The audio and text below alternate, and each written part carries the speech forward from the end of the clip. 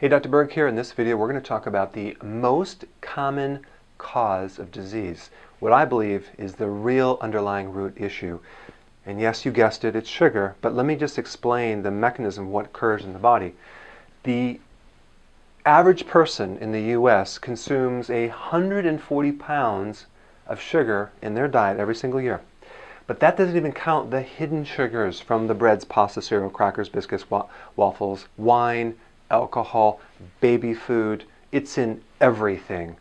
I mean, that's just outrageous. So what happens is all that sugar gets into your bloodstream, and then there's a hormone called insulin. And what it does is it basically just pulls the sugar out of the blood. And insulin is made by a gland called the pancreas. Now, the pancreas has these little cells called beta cells, right? Beta cells are the cell that makes the insulin that lowers the sugar. Now, it gets the sugar out because too much sugar is deadly. Our bodies were never designed to consume that much concentrated sugar.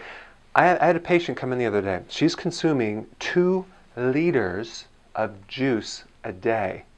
I had another patient consuming a 6-pack of soda every single day, not every single week. And they're not even 8 ounces. They're actually 12 ounces. There's 6 12-ounce sodas a day. I don't know how she's alive.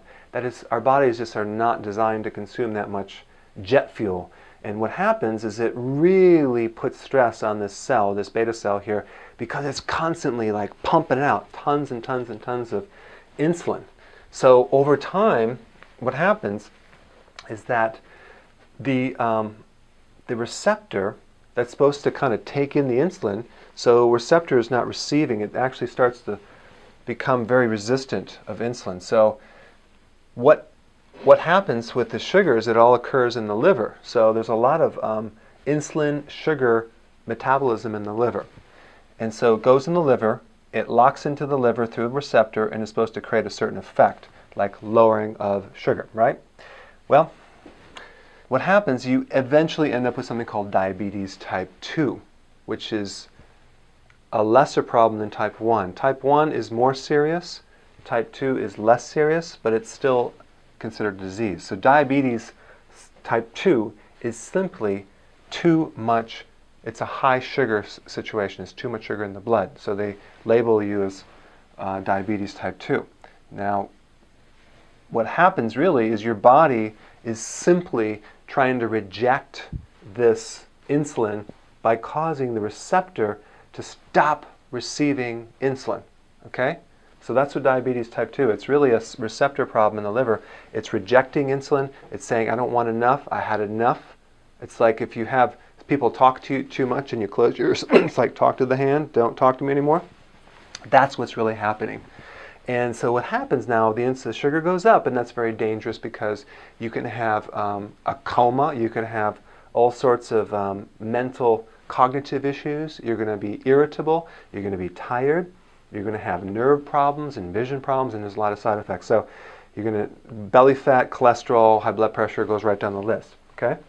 So that's pretty much what happens at this level, all right? So now they're labeled as diabetes type 2 by the doctor, and then they're treated by either metformin or glucophage, which are the same thing. Metformin comes from an herb called goat's rue, but you can't patent goat's rue, so they basically synthesize it synthetically, and then they basically they actually created metformin.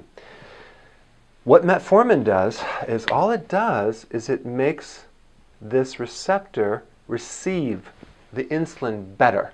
So basically what it does is it makes this connect better. That's all it does. But it's kind of forcing your body to connect when it shouldn't. And that's the problem. That's why it gives side effects. So if people take too much metformin, they can get a condition called lactic acidosis.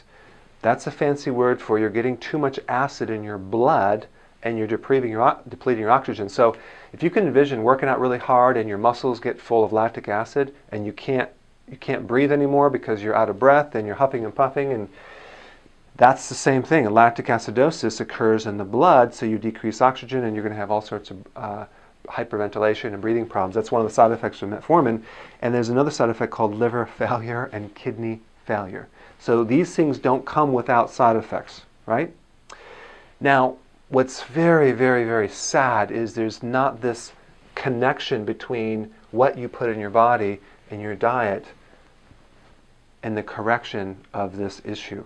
Instead, it's the labeling and the management of the symptom over time. It's not very profitable to make this link and to actually have the person stop eating all the sugar. It's much more profitable to manage the symptom and continue the diet. I would say 9 out of 10 patients coming in have not been changing their diet. The doctor didn't really talk about diet change other than portion control.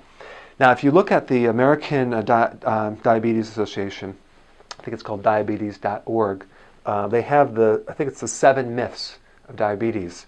And this is like almost comical. They said, myth number 1, sugar causes diabetes. They said that's a myth, all right? They said it's a myth that starches will cause diabetes. And it goes on a list, and you can go ahead and read it. It's ridiculous. And the problem is that they're assigning cause to obesity. Like obesity is causing this diabetes as the culprit. And what they're telling you is genetic, or there's environmental factors, and obesity is a risk factor. It's linked to obesity. So there's really no cause-effect. It's mainly there's risk factors. It's genetic. We don't really know yet. The cause is unknown. We don't understand this.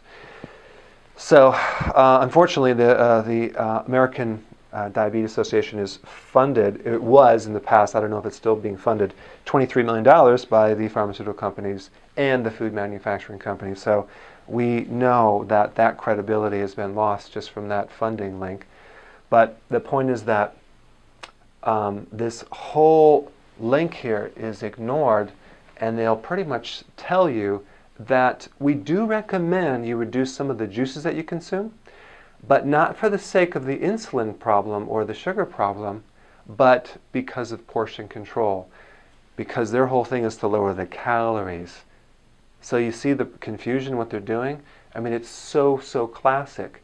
So if you have diabetes, if you want to prevent diabetes, if you have family that you care about and friends that you care about, please show them this video, teach them these simple concepts, but this is the underlying source of diabetes, and then eventually it wears out and goes into type 1 diabetes, in which basically they have to be injected by insulin. And if we come back over here to the pancreas, type 1 is basically the complete exhaustion and breakdown of the beta cell, and so now you don't produce any insulin anymore. Okay? So that's pretty much the simplicity of the most common cause of disease. And got to get the junk out of the trunk, get the sugar out of the trunk, and definitely spread the word. This is Dr. Berg. I hope this helped.